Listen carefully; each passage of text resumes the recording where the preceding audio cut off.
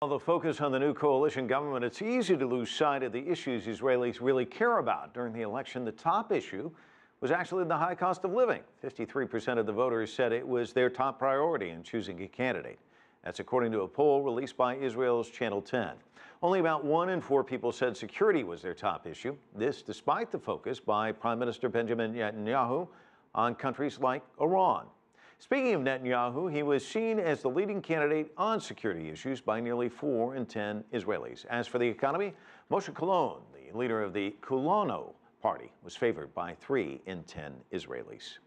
The impact of this coalition government will be felt not just in Israel or the region, but the world. So what to expect?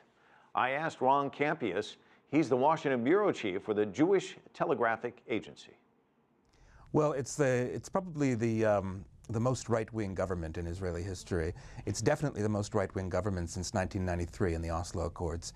So for the first time, you have a coalition in which there isn't a single party that is committed to a two-state solution. You have a prime minister who seemed right before the election to back away from a two-state solution, walked that back a little bit after the election. But in terms of diplomacy, you've got the two-state solution is probably in its most perilous state since it was conceived 20 years ago or 25 years ago, in terms at least of Israeli politics. Government ministers growing that to 20 from 18, right. Some might ask why. Well, the thing is, in 2009, when he was elected for the second time, Netanyahu expanded his government to 30 ministers, and it was considered to be ridiculous. So they actually shrunk it by law to 18. He needs those extra seats to placate people. He's got a 61-person coalition out of 120 seats, and he's got 5 parties jammed into that coalition. He needs to keep the parties in, and the way you keep the parties in is by giving them ministries where they're able to exercise influence, they're able to please their constituencies. Does that diminish his ability to do things then? You know, it's curious. In one sense, what will really influence his ability to do things is whether he can keep this government corralled. So the thing that's working against him on that, of course, is that it's a government of 61 people. A single person can, or 2 people can bring down the government if they go to if they vote with the opposition on a no confidence measure.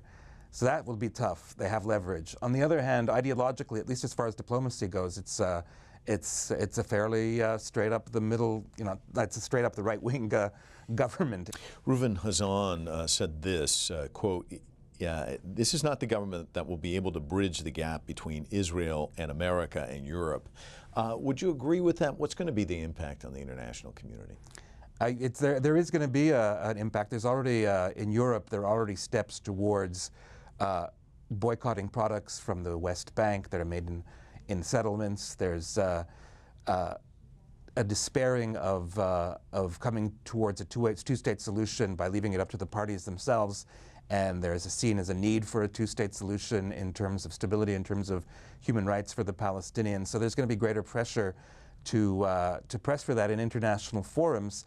And because of the makeup of the government, they're not going to get a lot of joy from Israel. The United States has made clear that because they want to see Netanyahu put his money where his mouth is when he said that he is committed to a two-state solution. So they've made that clear, and I don't know if Netanyahu is going to be able to deliver. So you're going to see a resumption of tensions on that issue as well, I think.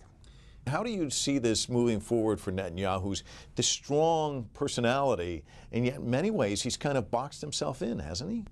Yeah, I mean, people are predicting a government of 6 months, of a year. He's going to try very, very hard to bring in a centrist party or a left-wing party to make it a more national unity government. He's already said that he's assuming the foreign ministry position for himself because he wants to leave it open for Yitzhak Herzog, the leader of the Zionist Union, what was formerly known as the Labour Party. I don't know if he pulls that off. Herzog's been adamant that he doesn't want to join the government. They want to let Netanyahu stew in his juices. On the other hand, I mean, Israeli governments with majorities of 61 have done far-reaching things. The example that comes to mind is Yitzhak Rabin between 1992 and 1995. He launched the peace process with the Palestinians. He launched the Oslo process, and he made peace with Jordan. And maybe Netanyahu can do that as well. It'll be interesting to watch. For sure, yes. Ron Kampeas, thanks so much. Thank you.